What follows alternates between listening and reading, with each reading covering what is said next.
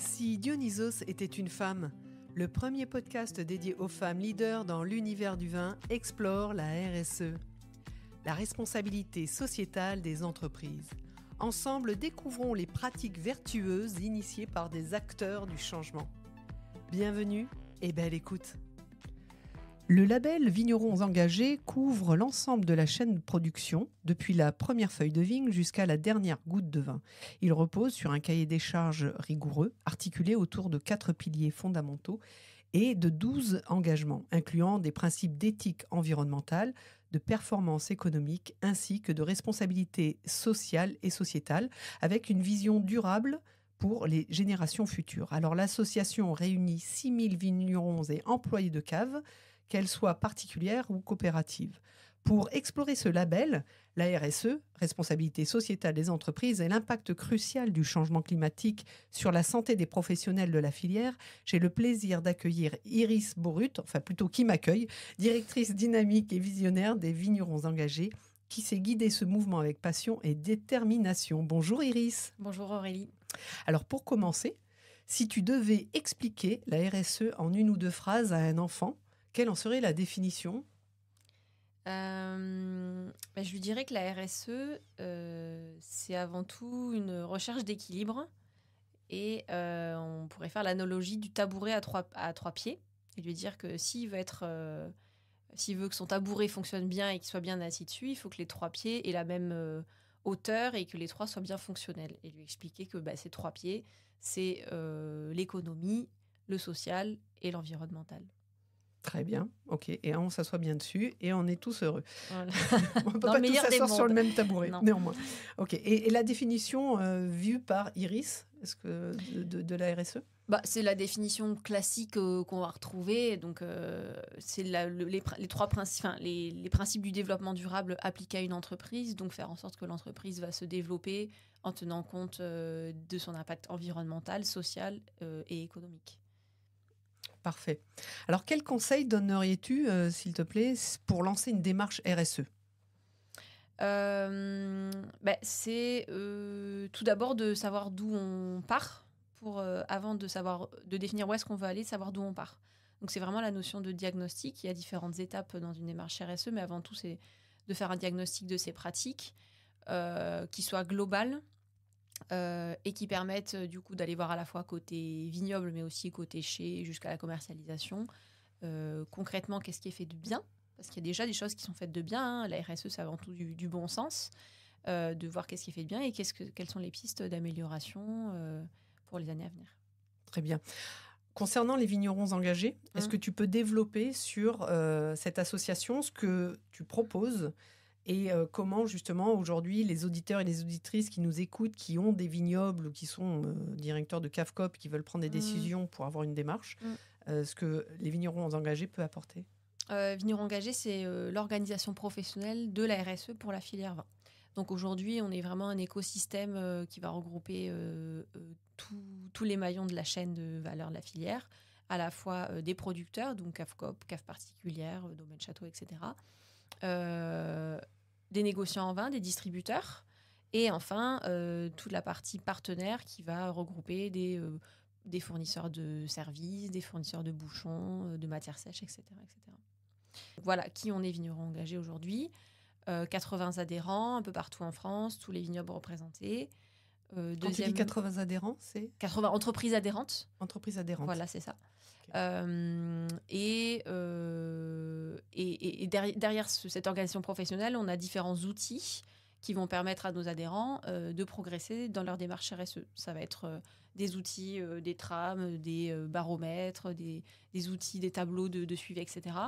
Mais également un certain nombre de commissions techniques, communication, des groupes de partage, les rencontres vignerons engagés, qui vont permettre aux adhérents d'échanger entre eux, puisqu'on voit qu'aujourd'hui, une démarche RSE, elle est solide et elle est fonctionnelle si elle est partagée, s'il y a une histoire aussi de benchmark, de comparaison avec les autres, pour voir ce qui se fait. Et d'entraînement aussi, puisque le premier moteur d'une démarche RSE, ça doit être l'enthousiasme, le kiff. Donc on se dit, si on partage avec les autres, on va être motivé davantage à y aller.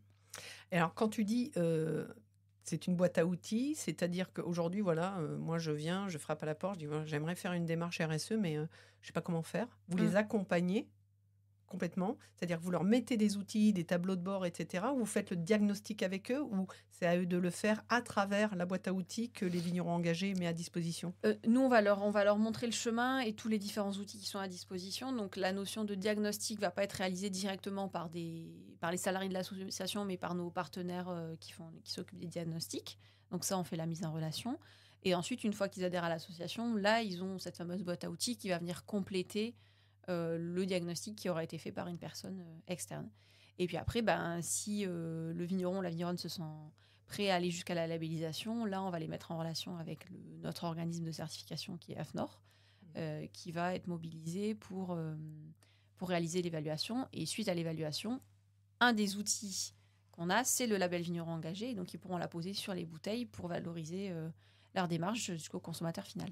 Alors, ce label, par rapport à Bicorp, Lucie et tous les autres, qu'est-ce qu'il a de différent, en fait? Ou quelle est sa différenciation qui fait que, oui, c'est celui-ci qu'il faut choisir? Il est sectoriel, en fait. Aujourd'hui, vigneron engagé, c'est RSE et filière vin. Donc, le cahier des charges, déjà, il est vraiment spécifique à la filière vin. Il va y avoir un outil de diagnostic vignoble qui va être vraiment dédié.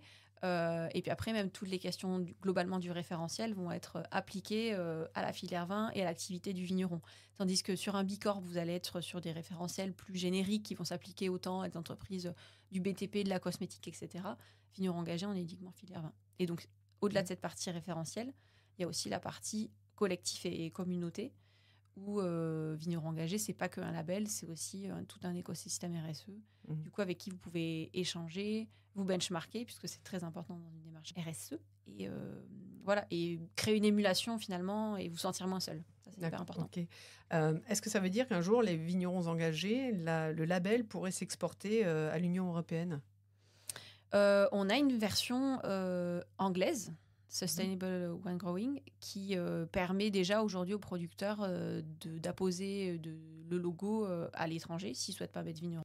Et on a une équivalence en fait entre vigneron engagé et avec la norme ISO 26000 avec un label qui s'appelle Sustainability Europe, qui permet aussi d'être reconnu à l'échelle européenne. D'accord, donc ça c'est vrai que c'est un bon tremplin commercial aussi, oui. Parce que c'est vrai que souvent on entend vigneron engagé sur la partie environnementale, c'est-à-dire on va dire le vignoble. Mais quelle est la part aussi d'investissement ou d'implication sur la partie commerciale des vignerons engagés?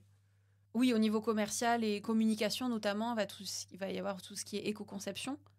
Limiter le poids des bouteilles, favoriser le retour à la consigne, réfléchir à la suppression de la capsule, utiliser des étiquettes qui soient éco-conçues, etc. etc. Vous travaillez donc en amont avec des verriers ou des justement consignes et compagnie qui font. D'accord, ok. Oui. Donc vous les insérez dans l'écosystème et on les met en relation avec les adhérents, justement. Ceux qui veulent mettre en place des projets consignes, on les met en relation avec les porteurs de projets locaux, etc. Concernant aujourd'hui la RSE au sein vraiment purement de l'association Vignerons engagés, je suppose que vous êtes labellisé. Comment ça se passe? Non. Alors, on est 4 depuis 2 ans, mais avant ça, on était 2. On s'était posé la question d'avoir une démarche RSE. On a mis en place un certain nombre d'actions qu'on n'a pas formalisées, donc on n'est peut-être pas des très très bons élèves de ce point de vue-là. Mais voilà, en tout cas, c'est vrai que on essaie d'être exemplaire vis-à-vis de nos adhérents, d'un point de vue des transports, des repas qu'on va proposer, voilà, dès qu'on va animer des réunions, ce genre de choses. On essaie aussi d'amener des choses un peu différentes pour montrer qu'on peut manger un repas 100% végétarien et se régaler et ça va bien se passer. Par exemple. Donc les engagements RSE au sein de l'association se mettent en place, seront formalisés prochainement ou pas forcément? Honnêtement, c'est pas prévu pour tout de suite. Il faudrait qu'on le mette en place. Ça viendra peut-être, mais on a tellement de choses sur la planche que voilà, pour l'instant, c'est pas encore d'actualité. Donc tu disais effectivement qu'il y avait beaucoup de demandes. Maintenant, tu sens que suite au réchauffement climatique, aux problèmes climatiques liés dans les vignobles, dont on parlera tout à l'heure, notamment par rapport à la santé du personnel, mais tu sens qu'il y a vraiment un engouement. Est-ce que c'est parce que ça devient réglementaire au niveau des dates butoirs qui arrivent de la réglementation, ou est-ce que c'est une prise de conscience majeure, ou est-ce que c'est parce que commercialement, on sait que dans quelques temps, si on n'est pas RSE ou si on n'a pas une démarche, on ne pourra plus vendre. C'est pour toi, de ton côté, quelle est ton approche et ta vision là-dessus? En effet, je te rejoins. On a de plus en plus de demandes entrantes, de demandes de renseignements de vignerons, de tous les vignobles qui s'intéressent à la démarche RSE de manière générale, à vignerons engagés en particulier. Les motivations, elles sont assez variées. Il y en a plusieurs. Il y a en effet les entreprises qui étaient dans une démarche autre, de type uniquement environnemental, et qui se posent la question d'aller un peu plus loin sur la partie sociale, d'aller un peu plus loin aussi sur la partie environnementale chez et commercialisation. Donc par exemple, ceux qui étaient sur du HVE et qui se disent tiens, je vois qu'aujourd'hui c'est plus différenciant, je voudrais aller un petit peu plus loin, ils vont venir voir qu'est-ce qui se passe côté vignerons engagés. Il y en a également qui voient toute la vie du collectif et toute la dynamique qu'on crée et qui sont intéressés pour rejoindre un groupe, qui vont pas forcément utiliser de label sur les produits, ça va être le cas de certaines maisons de négoce, mais en tout cas qui ont elles-mêmes des démarches RSE assez abouties et qui se disent on a envie de rejoindre un collectif et de profiter de l'émulation et la dynamique du collectif. Et puis enfin, le dernier point, ça va être une motivation à donner du sens aux équipes, donner du sens aux salariés de l'entreprise, dans le cas des caves coopératives, à remettre du lien entre les vignerons et les salariés de l'entreprise, parce que parfois il y a un peu un fossé entre bureau et vigne, et du coup la démarche RSE et vignerons engagés, ça permet de remettre du lien avec une démarche qui est commune, qui est porteuse, qui est pleine de sens finalement. Et que penses-tu des interprofessions, des syndicats? Est-ce qu'ils poussent aussi à aller dans ce sens, à faire la démarche, à vraiment acter? Est-ce que oui, tu le sens? Oui. Ouais. Alors je le sens clairement. C'est toutes les interpros en France? Globalement, oui. On est en relation étroite avec certaines en particulier. Il y en a qui nous rejoignent dans l'association puisqu'on a un collège partenaire, donc on a notamment Interloire, les vins de Loire qui nous ont rejoints récemment, qui font partie de l'association. On va bientôt proposer une formation sur la RSE à leurs membres. Et après, on échange avec eux lors des rencontres, on les invite. Et c'est extrêmement intéressant justement parce que c'est aussi des organisations qui ont un rôle important à jouer auprès de leurs membres pour porter la bonne parole et expliquer exactement qu'est-ce qu'il y a derrière ces trois lettres RSE. Au-delà de la prise de conscience majeure par rapport à l'économie, le climat et autres, quels sont les leviers de performance, justement, pour un vigneron ou un domaine de mettre en place une démarche RSE? Parce qu'on dit souvent, ce qu'on entend, c'est non, c'est encore une norme, ça va me coûter du temps, ça va me coûter de l'argent. Alors que finalement, c'est plutôt l'inverse, c'est plutôt un investissement plutôt qu'une dépense. Mais comment ça, toi, qui est vraiment dans l'écosystème, tu peux argumenter ça auprès des vignerons? Moi, à ceux qui mettent en avant le coût de l'action, j'aime bien leur poser la question du coût de l'inaction, plutôt. C'est-à-dire que, de manière globale, on voit que si aujourd'hui on n'agit pas d'un point de vue changement climatique, d'un point de vue justice sociale, d'un point de vue effondrement de la biodiversité, en fait, on va payer beaucoup plus cher toutes nos inactions plutôt que les investissements en temps et en démarche et toutes les actions qu'on va mettre en place. Donc, ceux qui ne s'y mettent pas, et on le voit déjà aujourd'hui, les entreprises qui sont dans des démarches RSE, elles sont quand même globalement plus résilientes. Elles souffrent aussi de la crise actuelle, mais il y a une certaine résilience parce qu'une certaine anticipation de signaux faibles, de tendances de fond qui arrivent. Et la RSE, elle amène aussi ce niveau d'écoute du marché, des attentes consommateurs, ce que j'appelle les signaux faibles. Et ça permet aussi aux entreprises pas d'éviter tout ça, mais en tout cas de s'en prémunir un petit peu mieux que les autres. Est-ce que tu aurais des chiffres éventuellement à proposer ou pas sur les performances? Alors, sur la performance économique, il y a des choses qui ont été faites par AFNOR Certification. Je n'ai pas les chiffres en tête, donc je ne m'hasarderai pas à te donner de stats. Par contre, ce que je constate, c'est qu'aujourd'hui, parmi nos adhérents, malgré la crise qu'on est en train de traverser, on n'a pas eu de départ de producteurs de l'association. C'est-à-dire qu'une démarche RSE, c'est du temps, c'est de l'argent pour l'audit, etc. Mais pour autant, on voit qu'aujourd'hui, ça reste au cœur de leurs priorités. C'est maintenant inscrit profondément dans leur démarche entreprise, dans leur ADN. Et voilà, on voit que ça a une utilité. Sinon, en fait, ils quitteraient l'association. Au niveau coût,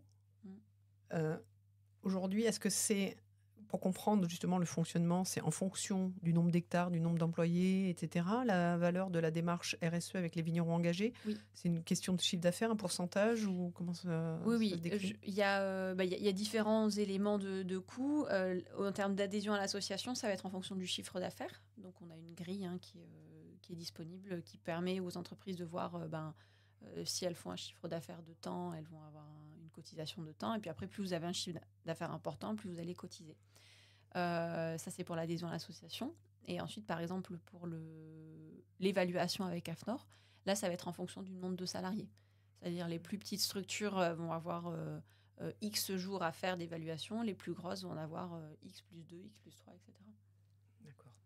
Donc tout ça, s'il y a vraiment un besoin, c'est à travers un email, présentation de la structure, le chiffre d'affaires, et hop, il y a une sorte de devis qui se fait et on a... Oui.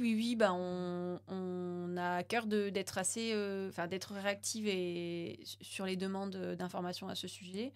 Donc on peut très rapidement rentrer dans le détail de les coûts, le timing, etc. Et souvent, on a des entreprises qui sont un peu pressées de nous rejoindre, etc. On leur dit, prenez le temps quand même de la réflexion, etc. Regardez, faites passer en interne. Et ce qui est très important aussi, c'est que ça soit une démarche qui soit poussée par l'ensemble des membres décisionnaires du CODIR ou de l'équipe de la famille, que ce soit... Oui, c'est vrai que si le dirigeant ou le chef d'exploitation n'est pas engagé, volontaire dans la démarche, ça sera difficile. C'est un peu se tirer une balle dans le pied, non? Oui. C'est pas un projet comme un autre, en fait, une démarche RSE. C'est vraiment...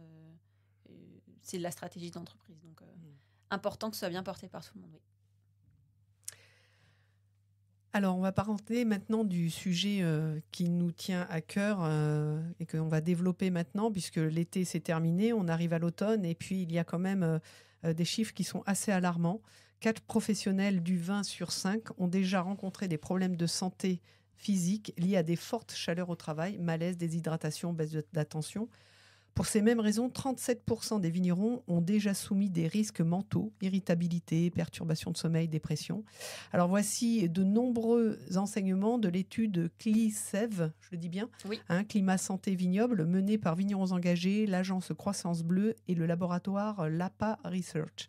Alors son objectif, c'était mieux objectiver et comprendre les impacts du changement climatique sur la santé au travail des vignerons et des employés. Découvrez donc la synthèse de l'étude. Elle est vraiment en ligne sur le site des Vignerons Engagés. C'est hyper intéressant parce qu'à lire ces chiffres, honnêtement, moi je les ai lus, ça m'a fait un peu froid dans le dos. Donc l'étude CLISEV, on l'a lancée au printemps 2024, des suites d'un constat qui était que le changement climatique, il est beaucoup couvert sur la partie impact environnemental, c'est-à-dire qu'il y a des études qui ont été faites par l'INRAE, par l'IFV, par les différents instituts de recherche sur l'impact sur le végétal, l'impact sur la vinification, l'impact sur le profil organoleptique des vins, sur les sols, etc. Mais il n'y a rien qui avait été fait sur les humains. On ne savait pas très bien dire concrètement en quoi le changement climatique affecte les hommes et les femmes qui travaillent, et notamment à la vigne, et globalement les hommes et les femmes de la filière vin. Donc on a décidé de mener une étude là-dessus. Pour ça, on s'est rapproché de 2 partenaires qui sont Croissance Bleue et l'APA Research, parce qu'on voulait faire les choses bien. Et donc du coup, on a lancé cette étude qui a été menée auprès de plus de 250 personnes, 263 répondants. C'était un questionnaire très complet quasiment qui prenait 20 minutes pour avoir toutes les réponses. Et en effet, on a été assez surpris, pour ne pas dire bouleversés par les chiffres qui en ressortaient. Tu l'as dit, 4 professionnels sur 5 qui indiquent avoir déjà eu des symptômes physiques, des fortes chaleurs, etc. Une certaine détresse psychologique aussi en lien avec ça. Et puis, il y a d'autres chiffres sur il y avait quasiment 45% des professionnels qui indiquaient être prêts à quitter la filière sous 5 ans en raison du changement climatique. Oui. Voilà, donc c'est une étude qui est très complète, en effet, qui est sur le site. Et à très court terme, on a décidé on a mis en place une action assez simple sur les vendanges 2024 qui était une checklist. Oui, les bonnes actions, voilà, les bonnes pratiques. Voilà, checklist des bonnes pratiques, donc un format A4 imprimable sur les 10 réflexes à avoir en cas de forte chaleur. Bon, manque de bol, été 2024, pas énorme canicule. Donc tant mieux pour nous, mais tant pis pour cette checklist. En tout cas, voilà, on l'a diffusée et elle a été quand même globalement appréciée pour son côté très pratique, très concret. Elle est aussi en téléchargement libre sur le site. Et voilà, ça permet à la fois c'est du bon sens paysan, hein, tu vois, les premières choses, ça va être checker la météo, prévenir les équipes en cas de forte chaleur, équiper tout le monde de chapeaux, crème solaire, instaurer des pauses régulières, décaler les horaires, etc. Et puis aussi, les gestes de premier secours, si quelqu'un se sent mal, qu'est-ce qu'il faut faire Et aujourd'hui, alors, quels sont les principaux risques pour la santé des travailleurs de cette filière ? En raison des fortes chaleurs ? Oui. Ça va être risque physique, ça va être la surchauffe, hein, c'est tout ce que tu as évoqué. Et après, risque psychologique, c'est une certaine détresse. Il y a en lien directement avec la chaleur, et puis après, il y a en lien aussi avec mes vignes vont mal, donc forcément, ça me déprime. Il y a une vraie incertitude sur les vendanges, le niveau de récolte. Et du coup, ça amène aussi une vraie détresse psychologique là-dessus. Alors, j'ai une anecdote, pas plus tard que ce matin, justement. J'avais une œnologue en ligne avec moi au téléphone qui me dit, cet été, il faisait tellement chaud qu'à un moment donné, la tablette, elle s'est mise en surchauffe. Elle est arrêtée parce qu'elle, justement, elle faisait les visites du vignoble pour les maturités. Et la tablette s'est mise en surchauffe. Elle s'est arrêtée. Elle peut s'arrêter. Mais l'humain, lui, il continue. Et puis, des fois, il prend sur lui et effectivement, il y a une grande détresse à ce niveau-là. Alors, je lisais aussi un autre chiffre. 92% des vignerons déclarent être préoccupés par les effets du changement climatique sur la planète et la santé. Et donc, ces préoccupations, ça les conduit justement à peut-être décider autrement du devenir du vignoble et de leur activité. Qu'est-ce que tu en penses ? C'est un gros chiffre, mais qui n'est pas étonnant dans la mesure où l'échantillon à qui on a posé ces questions, c'est des adhérents à nous. Donc c'est plutôt rassurant de savoir que 9 vignerons sur 10 se préoccupent de l'impact du changement climatique sur leurs pratiques, sinon ils ne seraient pas dans le collectif. Et puis après, oui, bien sûr que ça questionne, ça nous questionne tous en fait. Parce que c'est vrai que la pénibilité au travail liée au changement climatique, ça arrive en 3e position des priorités après les préoccupations économiques et réglementaires. Et alors pourquoi, d'après toi, la santé au travail n'est-elle pas perçue comme prioritaire malgré l'augmentation des risques justement physiques ? Parce qu'il y a des choses qui sont encore plus prioritaires, qui sont la santé économique des exploitations. Et donc, si... C'est pas un non-dit, c'est pas quelque chose qu'on cache et qu'on n'a pas envie de soulever ? Non, c'est vraiment une notion de priorité. Il y a pas vraiment de tabou sur ce sujet. C'est juste, en fait, il fait chaud, mais on y va quand même. On se passe pas trop de questions. Mais non, c'est vraiment que la santé économique. À contrario des 92%, il y a seulement 28% des vignerons qui se disent enthousiastes face à l'avenir de leur profession. C'est pas beaucoup. Alors, que faudrait-il faire justement pour transformer cette résilience en optimisme dans ce contexte de réchauffement climatique ? Ce serait quoi la solution ? C'est la question qu'on se pose toutes et tous. Ce qu'on fait à notre échelle chez Vignerons Engagés, c'est la notion de collectif, c'est mettre les gens en contact. Et en fait, on voit que déjà, quand les personnes se parlent entre elles, partagent les difficultés, déjà il y a une certaine forme de je suis pas tout seul, je suis pas toute seule. Voilà, il y a une forme de solidarité qui se crée aussi. Et puis après, l'idée aussi d'un collectif, c'est que s'il y en a un ou une qui trouve une bonne idée, c'est de le partager aux autres. C'est de dire ça va pas révolutionner les choses, mais quand même là j'ai trouvé une bonne idée qui va pouvoir. Ok. Et est-ce que les vignerons engagés, vous allez, suite à cette action, vous avez mis en place un guide pratique, néanmoins, avec ces chiffres qui sont assez percutants et forts, est-ce que c'est de remonter auprès des instances, de remonter auprès de l'État, des chambres d'agriculture et autres, enfin encore plus important, plus haut, du ministère ? Oui, là, on attendait la fin des vendanges pour lancer l'action. Il y a aussi une actualité gouvernementale qui est, une rentrée qui est assez sportive, mouvementée. Donc voilà, on attend le bon moment aussi pour aller porter les messages, mais les vendanges, c'est chaque année, hein, et les canicules vont se répéter, s'intensifier. Donc clairement, cette étude, pour l'instant, on l'a présentée aux interprofessions, aux chambres, à la MSA, etc. Elle a été très bien accueillie. Donc le pas suivant, ça va être en effet d'aller viser l'échelle politique. D'accord. Est-ce que c'est Iris Borut, directrice de l'association Vignerons Engagés? Il y a quand même un collectif important avec toutes les interpros. Vous allez ensemble porter ce même discours ou... Ça, ce serait le rêve. Aujourd'hui, sur la partie politique, on est en train de monter en puissance. Sur la partie plaidoyer aussi, on s'est fait accompagner par l'agence Croissance Bleue. C'est un champ d'action sur lequel il faut qu'on se structure encore. On a eu toute une phase de relations presse qui nous a bien servi. On a eu plus de 40 retombées avec cette étude. Donc la presse grand public a pris en compte et a pris en mesure l'importance du sujet. Donc ça va aussi nous permettre d'aller voir les politiques en disant regardez, c'est un sujet qui intéresse en fait, et on sait que ça va les intéresser. Parce que là on parle de la filière vitivinicole, mais l'agriculture en général, c'est le même problème, la même problématique. Il y a une étude qui est sortie et qui répertoriait quels étaient les métiers les plus touchés par le changement climatique.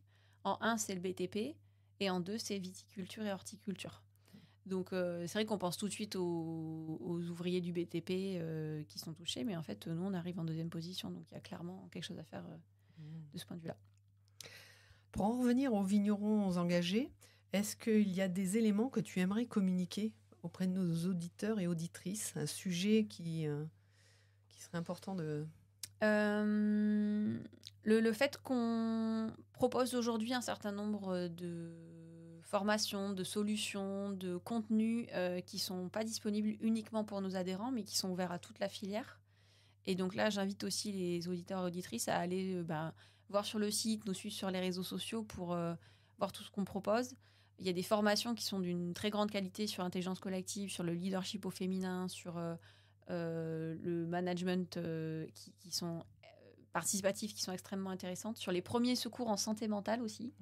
On a une formation là-dessus, qui sont toutes ouvertes avec des tarifs raisonnables, puisqu'on a envie de le rendre accessible au plus grand nombre. Donc, il ne faut vraiment pas hésiter à se rendre sur notre site, nous suivre sur LinkedIn pour voir tout ça. Et puis, l'autre message, c'est les rencontres. Donc, c'est c'est l'événement annuel RSE de la filière vin qui a lieu les 12 et 13 mars à la cave de Tain-l'Hermitage en 2025. Les inscriptions ouvriront en janvier et ça, il ne faut vraiment pas le louper. Si vous êtes intéressé par la RSE et par la filière, venez. Ça va être super. Super. Et donc, en fait, par rapport à ça, justement, il y a aussi la possibilité d'avoir une newsletter.